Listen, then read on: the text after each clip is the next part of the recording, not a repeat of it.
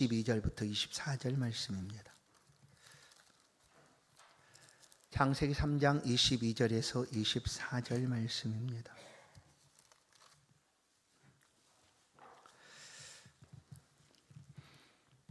한 절씩 읽고 마지막 24절은 합독합니다. 여호와 하나님이 이르시되 보라, 이 사람이 선악을 아는 일에 우리 중 하나같이 되었으니 그가 그의 손을 들어 생명나무 열매도 따먹고 영생할까 하노라 하시고,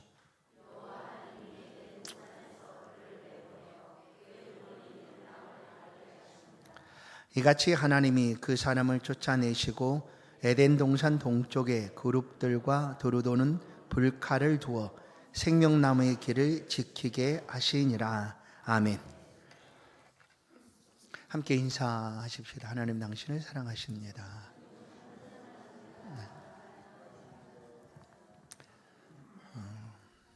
타락한 인간의 고통과 비참함이란 제목으로 오늘 웨스트민스터 신앙고백 소요리 문답 제19문, 타락한 인생에게 고통과 비참함은 무엇입니까? 하는 그런 물음입니다. 인류는 범죄함으로 타락을 하게 됩니다. 인류만 타락한 것이 아니라 인류의 범죄로 인하여 이 땅의 모든 피조 세계, 하나님이 창조하신 모든 세계가 타락을 하게 됐습니다.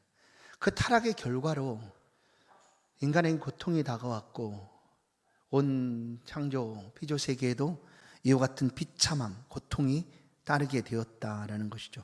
그래서 대소요리 문답 제19문은 이렇게 묻는 거예요. 타락한 상태의 인간의 고통과 비참함은 무엇입니까? 무엇이겠어요? 타락한 상태의 인간의 고통 그리고 비참함은 무엇일까? 그 답은 타락으로 인하여 모든 인류는 하나님과 교제가 단절되었고 진노와 저주 아래 놓였고 이로써 이 생에서 온갖 비참함과 죽음과 영원한 지옥의 고통을 누리게 되었다. 이 답이에요. 맞습니다. 우리가 살아가는 동안 맛보게 되는 고통, 비참함, 그리고 공포, 이런 모든 것들이 사실은 범죄로 인하여 주어지게 된 인간의 고통과 비참함의 모습입니다. 그러나 가장 중요한 것은 인간의 고통은 무엇에서부터 비롯되는가? 하나님과 단절입니다. 단절. 하나님과 단절되었다. 그래서 우리 인간은 하나님으로부터 출생을 합니다. 그런데 그 죄로 인하여 그 하나님과 단절이 되어버린 거예요. 끊어지게 되었다. 모든 관계가, 하나님께 향하는 모든 관계, 하나님께로부터 오는 모든 관계가 완전히 끊어지게 되었어요. 그래서 오늘 본문 말씀도 보시면 하나님이 범죄한 인간을 내어쫓습니다. 관계를 끊어버리죠. 그런데 영생할까 하여, 생명나무의 열매를 먹고 영생할까 하여 하나님이 내어쫓으셨다. 그곳에서. 그랬던 하나님이, 우리는 이미 이제 하나님께 행하신 일들을 아니까 그런 하나님, 내어쫓으셨던 하나님이 하나님 편에서 우리를 다시 불러들이시는 거죠. 그게 회복입니다. 완전히 끊어졌던 관계가 회복되는 일이 바로 예수를 믿음으로 얻는 구원의 관계입니다. 그렇게 해서 하나님과 끊어졌던 관계가 예수를 믿음으로 이제 회복되어지게 된 것이죠. 그러나 범죄한 인류에게 이와 같은 고통과 비참함이 이르게 된 거예요. 어떤 하나님 없음의 고통, 비참함. 첫 번째, 하나님과 교제가 단절이 되게 된 것. 이것이 가장 큰 고통이고 비참함. 두 번째는 그로 인하여 진노와 저주의 대상이 되고 말았다는 거예요. 하나님이 우리를 만드실 때 범죄 이전이죠. 어떻게 하셨습니까? 만드시고 보시기에 만물은 좋았더라. 하지만 사람을 창조한 이후에는 보시기에 심히 좋았더라 하고 내 영광을 위하여 창조한 자들을 오게 하라 하며 그 창조한 인간에 대해서 얼마나 기뻐하셨는지 몰라요. 그랬던 하나님께서 범죄를 하고 나서는 저주합니다. 저주. 누구를? 우리를 하나님이 저주하신 거예요. 그 죄값으로 죽음과 사망의 고통이 따라오게 되었고, 또한 그 범죄함으로 인하여 우리는 저주를 받아 이 땅의 삶을 살아가는 동안 어떻게 삽니까? 땀을 흘려야 되고 고통 속에 살아가게 되었다라는 거예요. 이것이 바로 죄로 말미암아 인간에게 다가온 비참함입니다. 전에 하나님이 너무나 기뻐하는 대상이었는데 범죄함으로 인하여 저주의 대상이 되고 만 거예요. 왜 그런가 하면 죄의 삭은 사망이에요. 죄를 짓는 그 죄를 향하여 하나님께서 어떻게 저주하시고 심판하시는가를 보면 알아요. 죄에 대한 하나님의 심판은 사망입니다. 사망. 아무도 그 죄를 해결하거나 속할 수가 없기 때문에 모든 인류는 범죄로 인하여 이와 같은 저주를 받게 된 것이죠. 그게 바로 범죄함으로 인간에게 다가온 비참함입니다. 그것뿐만 아니죠.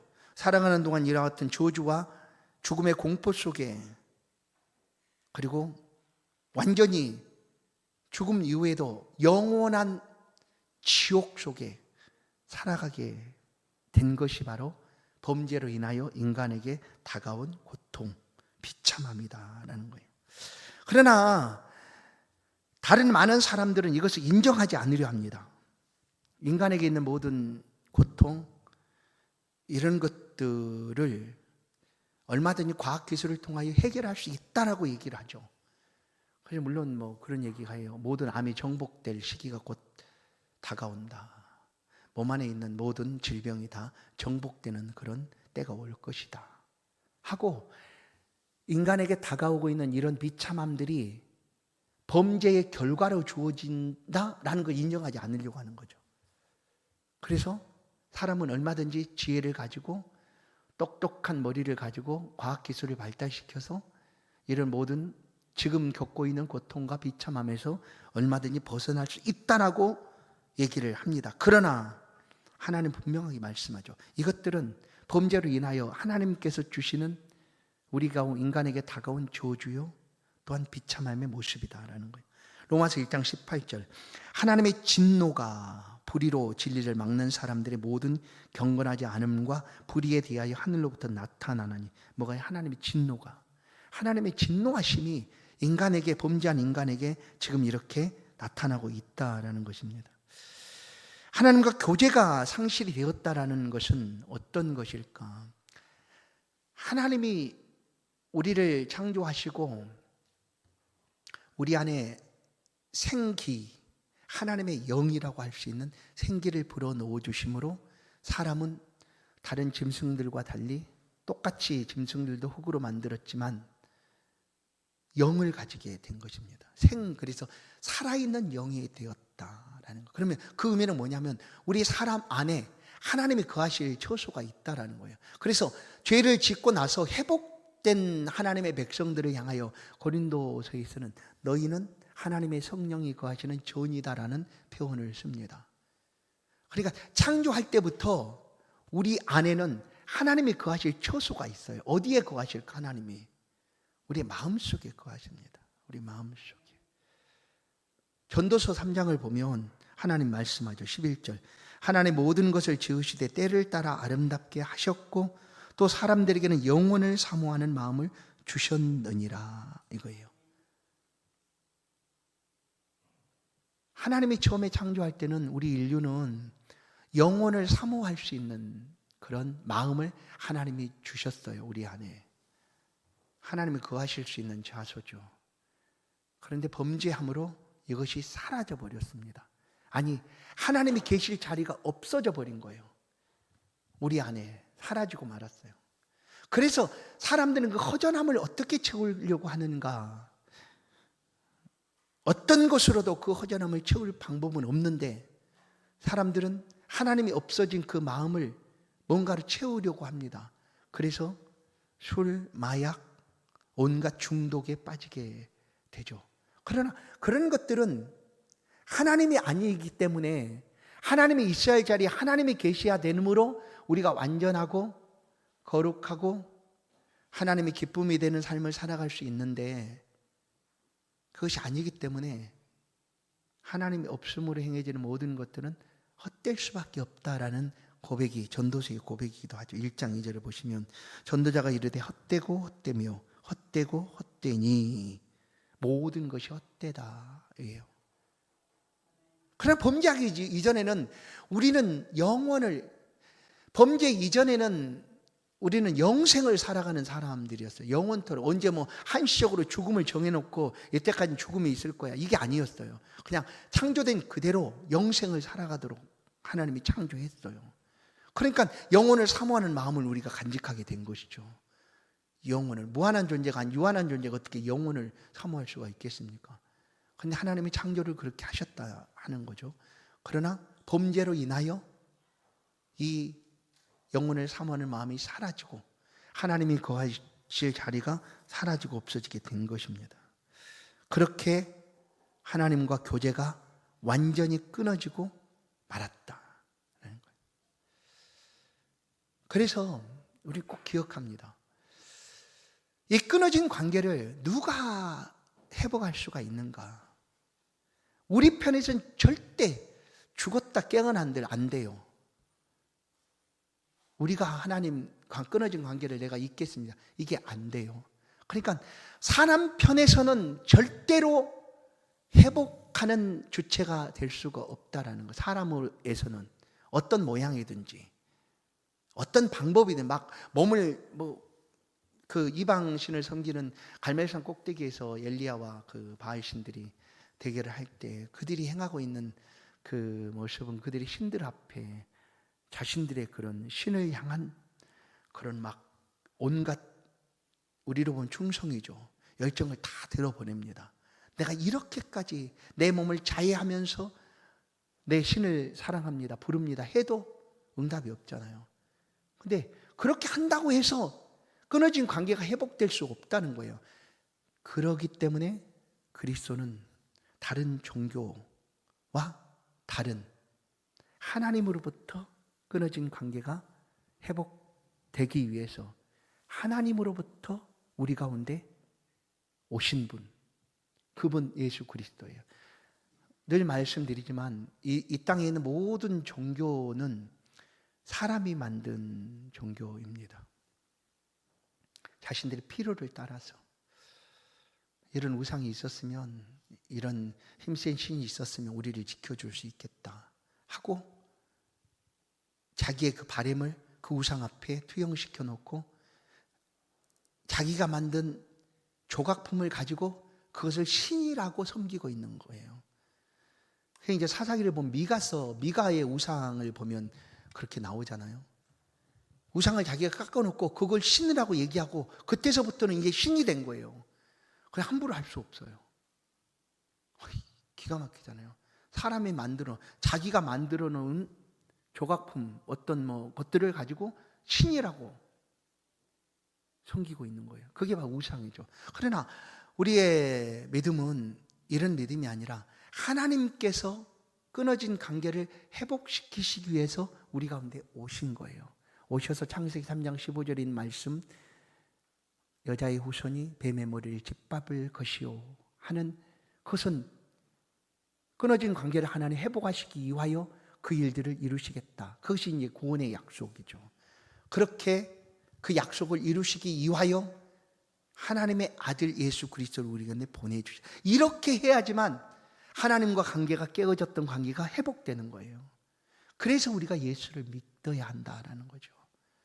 이 방법이 아니고는, 예수를 믿는 것 아니고는 하나님과 관계가 회복될 수가 없기 때문에,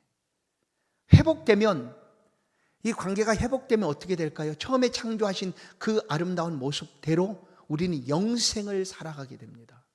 영생을 소망하며 영생을 살아가되 하나님이 처음에 계획하신 그대로 하나님과 함께 영원토록 살아가게 된다. 그것이 우리가 소망하고 바라는 천국의 삶이죠. 영생의 삶이죠. 이렇게 이제 깨어진 관계가 회복되게 된다. 인생의 비참함은, 고통, 비참함은 아까 서두에도 말씀드렸지만 인생에게 다가온 모든 고통이에요. 그런 것들이 죄로 인하여 다가온 비참함이죠. 이것은 어떤 한 사람에게만이 아니라 모든 인류에게 동일하게 다가오는 비참함입니다. 그래서 욥은 이렇게 고백을 합니다. 욥기 5장 7절. 사람은 고생을 이하여 났나니 불꽃이 이로 날아가는 것 같으니라. 고생을 위하여 났다. 그리고 다른 성경을 보면 인생은 안개와 같다, 그림자와 같다, 밤의 꿈과 같다, 뭐 이렇게 인생을 표현하지 않습니까? 그것은 인생에게 다가온 고통은 어느 한 사람에게만, 특별한 사람에게만 아니라 모든 인류에게 동일하게 다가오는 비참함이다라는 것을 말씀하고 있다라는 것입니다. 사람은 병에 걸려 죽습니다. 전쟁이 일어나 죽음에 내몰리기도 합니다. 또한 의인이 고통을 당하기도 하고 악인이 형통한 것을 보기도 합니다. 이것이 바로 이 세상의 모습이죠. 그런데 이것이 죄로 인하여 다가온 비참함 속에 함께 들어있는 모습입니다. 그럼에도 불구하고 이런 삶을 살고 있는 이 땅을 하나님이 떠나셨는가? 떠나시지 않으셨다는 거예요. 지금도 하나님이 통치하시고 간섭하시고 섭리하고 계시는 곳이 바로 이 세상이다라는 거예요. 이런 고통 속에서 우리가 벗어날 수 있는 방법, 죽음으로 벗어날 수가 있는가? 그렇지 않아요. 성경은 죽으면 더 큰 고통이 기다린다라고 얘기해요. 왜냐하면 이 땅에서 내가 죽으면 이것을 해결할 수 있다라고 생각하고 죽음을 택하면 끝난 것이 아니라 더 고통, 이 땅에서 고통과 비교할 수 없는 영원한 불못의 고통을 마주할 수밖에 없는 거예요. 이 땅에서 이것을 해결할 수 있는 방법은 그래서 무엇인가? 그것은 회복하는 일이에요. 그는 죽음 이후에 그 일이 우리 가운데 이루어질 수 없고 오직 살아있는 날 동안, 그래서 사는 것이 은혜요 축복이다 하는 것은 이 살아있는 시간 동안 죄로 인하여 비참함이 우리 가운데 다가왔음에도 불구하고 그래도 이것들을 해결할 수 있는 기회가 살아있는 사람에게 주어지기 때문이다라는 거예요. 그래서 복음을 살아있는 동안에 듣고 예수를 믿으면 이 비참함에서 벗어나게 된다라는 거예요. 비참함에서, 그 인생의 고통, 그 모든 비참함에서 예수를 믿음으로 벗어나고 회복되게 된다라는 것을 우리는 알 수 있습니다. 죽음 역시 비참함이죠. 한 번 죽는 것은 사람에게 정하신 것이요. 그러나 그 이후에는 심판이 있으리니. 그러니까 이 땅에서 그냥 이 비참함의 고통을 해결하기 위해서 죽는다고 해서 해결되는 것이 아니다라는 것을 성경은 말씀하고 있다라는 거예요. 죽음의 고통이 아니라 그보다 더한 심판, 불못의 심판의 고통이 있기 때문이다. 이것은 아무도 피할 수 없는 일이다. 마태복음 8장 12절. 그 나라의 본 자손들은 바깥 어두운 데에 쫓겨나 거기서 울며 이를 갈게 되리라. 울며 이를 갈게 될 것이다. 그래서 이 범죄하고 타락한 이후에 인류에게 다가온 이 비참함과 고통은 이 땅에 있는 동안에 우리가 해결할 수가 있다. 그 해결할 수 있는 방법은 예수를 믿음으로 회복되는 일입니다. 그래서 우리는 이제 예수를 믿었으니까 이 비참함과 고통이 더 이상 우리 가운데 죄로 인한 비참함과 고통이 아니다라는 것을 우리가 알아야 된다라는 거예요. 아니, 여전히 내가 아프지 않습니까? 내가 여전히 고통스럽지 않습니까? 여전히 내가 힘들고 감당하기 어려운 삶을 내가 살고 있는데 이것이 고통의 비참함이 아니라고요? 아닙니다. 왜냐하면 우리는 이미 예수를 믿음으로 이 고통과 비참함 속에서 벗어났기 때문이다라는 거예요. 우리는 벗어났어요. 그런데 왜 여전히 병이 있고 아픔이 있고 고통이 있는가? 여러분, 믿는 하나님의 백성들에게 다가오고 있는 이런 고통들은 하나님을 알게 하는 기회가 되기도 하고요. 누군가에게는 하나님을 발견하게 되는 수단이 되기도 합니다. 그렇죠. 시편 119편은 내가 고난 당하기 전에는 하나님의 율례를 깨닫지 못했습니다 하는 그런 기자의 고백이 있어요. 고난 당하기 전에. 그러나 예수 믿는 사람들의 신앙 간증들을 들어보면 고난이 없을 때, 이 땅에서 고통이라고 여겨지는 삶이 다가오지 않았을 때 그들은 그냥 아무렇지 않게 삶을 살아갔어요. 그런데 그에게 고통이 주어졌을 때, 그 죄로 인한 비참함과 고통이 그의 삶에 다가왔을 때 이것은 그로 하여금 하나님께 돌이키게 하는 수단이 되었다는 그런 간증들을 많이 해요. 고난 때문에 내가 하나님을 찾게 되었습니다 하는 거죠. 우리가 그런 사람들이에요. 우리가 평안하고 안락하고 아무 근심, 걱정, 염려가 없다면 우리 가운데 하나님이 정말 필요할까 하는 질문을 던지게 되죠. 왜냐하면 이대로 내가 살아가는데 아무 문제가 없는데, 내가 걱정되는 것도 하나도 없는데 그래도 하나님 필요할까라는 질문을 던져봅니다. 그러면 그 질문 앞에 그렇지, 나는 하나님 필요 없어. 저 하나님 필요한 사람들은 저 사람들에게 있는 거지.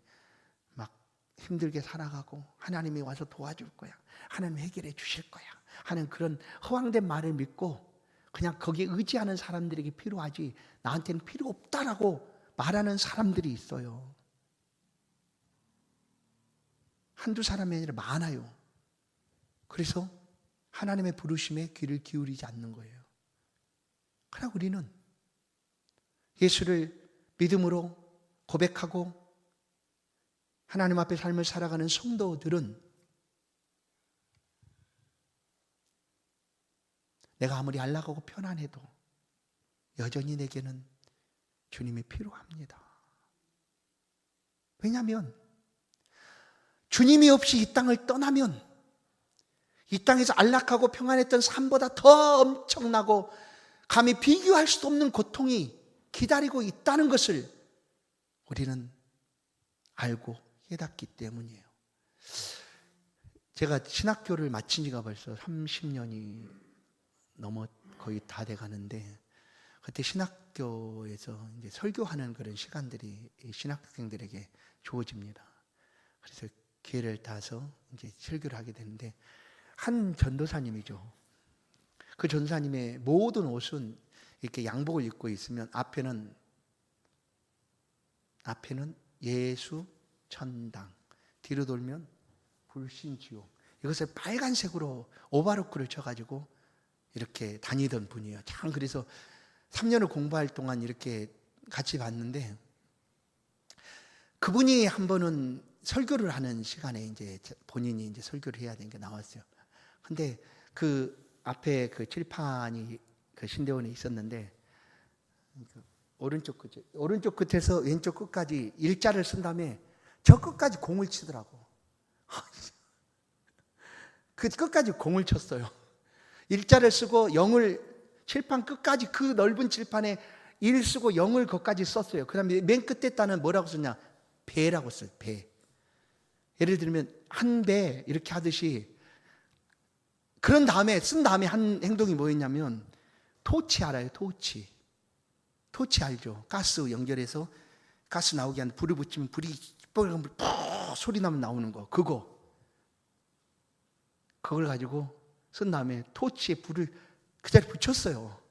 붙인 다음에 지옥아 하면서 이거보다 더 뜨겁다, 이거보다 이만큼 더 뜨겁다, 이렇게 얘기한 거예요. 그래서 진짜 쇼킹했어요. 근데 그분의 일화가 이제 저랑 같은 노예가 있어서 황동노예에서 안수를 받았는데, 목사 안수를 받았는데, 목사 안수 받을 때도 그걸 입고, 그것밖에 없으니까. 그렇지, 목사님들이 그 노예에서 목사고시를 볼 때 다른 옷을, 정상적인 옷을 입고 오지 않으면 안수를 안 주겠다 그런 거야. 예수 천당 불신지요 이렇게. 근데 목사가 되려고 다른 옷을 가지고 왔더라고. 그래서 목사 안수 받았어요. 이름 조용철 목사님이에요. 어디서 아마 지금도 이렇게 일자 쓰고 지옥에 대해서 얘기할지도 몰라요. 그렇게 굉장히 쇼크가 있어요.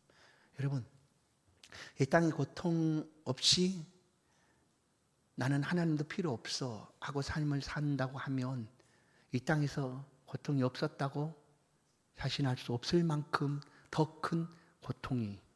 왜냐하면 지옥 역시, 사망 역시 범죄함으로 인하여 주어지는 인간의 고통과 비참함이기 때문에 그렇습니다. 그런데 믿는 성도들에게는 이미 그것이 다 사라졌어요. 왜냐하면 성도들이 죽어도 그 비참함에 처하는 것이 아니라 생명 안에 들어가게 된다는 거예요. 생명 안에. 나는 죽어도 살겠고 살아서 나를 믿는 자는 영원히 죽지 아니하리니.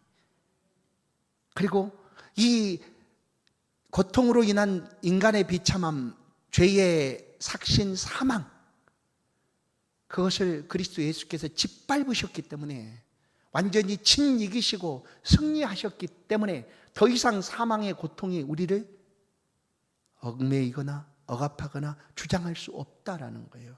그래서 믿는 사람들에게 있는 이 고통과 비참함은 죄로 인하여 주어진 그 고통과 비참함과 다르다라는 거예요. 오히려 그것은 우리를 하나님께로 이끌어가는 하나님의 놀라운 은혜이다라고 우리는 믿는 거예요. 그래서 고통은 이렇게 표현하기도 하잖아요. 가장된 축복이다. 누가 믿는 사람에게. 그냥 주는 고통은 죄로 인한 비참함과 고통이지만 믿는 사람들에게 다가오는 고통은 그런 고통이 아니라는 거예요. 하나님의 축복의 다른 이름, 그것이 바로 고통이다 라고 우리는 믿고 살아가게 된다라는 것입니다. 사랑하는 성도 여러분, 죽음 역시 신자의 죽음은 분리가 아니라, 고통이 아니라 생명인 것을 말씀합니다. 요한복음 5장 24절, 내가 진실로 진실로 너에게 이르노니 내 말을 듣고 또 나 보내신 이를 믿는 자는 영생을 얻었고 심판에 이르지 아니하나니 생명에서 사망으로 옮겼느니라. 믿으십니까? 심판을 받지 않는다고 얘기하는 거예요. 내 말을 듣고 나 보내신 이를 믿는 자는이에요.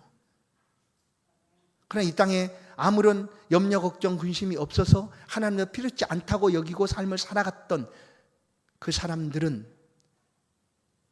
기다리고 있는 영원한 불못의 고통, 이 땅에서 비교할 수 없는 그런 고통에 처하게 된다. 바깥 어두운 곳에 이를 갈며 슬피 울미 있으리라 하는 말씀인 거죠. 요한복음 12장, 누가복음 12장 4절 5절을 말합니다. 마땅히 두려워할 자를 내가 너에게 보이리니 곧 죽인 후에 또한 지옥에 던져 넣는 권세 있는 그를 두려워하라. 내가 참으로 너에게 이르노니 그를 두려워하라. 누굽니까? 우리가 이 땅에서 두려워할 것은 하나님입니다. 죽음 이후에 지옥불의 고통 속에 쳐넣으시는 하나님이죠.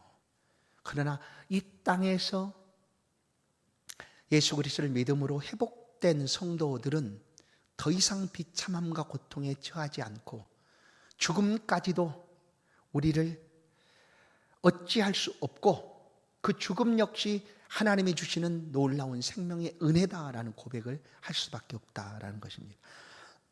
우리 가운데 인생은 죄로 인하여 고통과 비참함이 다가왔지만 우리는 예수 그리스도 안에 거하며 믿음으로 살아가는 성도들의 삶을 살기 때문에 그 어떤 고통, 비참함도 더 이상 우리를 어찌할 수 없다.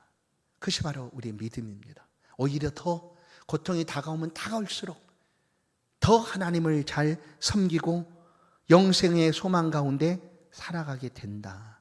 이것이 바로 성도들에게 주시는 하나님의 은혜이다라는 것을 말씀합니다. 사랑하는 성도 여러분, 우리는 비참한 존재가 이제 아닙니다.